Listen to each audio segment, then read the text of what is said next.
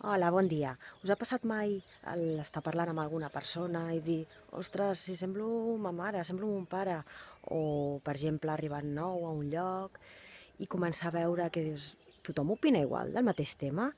Tot això és una cosa que passa dins dels processos grupals. Dins d'una comunitat ens influenciem uns als altres i aleshores tenim com uns processos de percepció bastant subjectius, molt filtrats. I això és el que volem parlar en aquesta formació.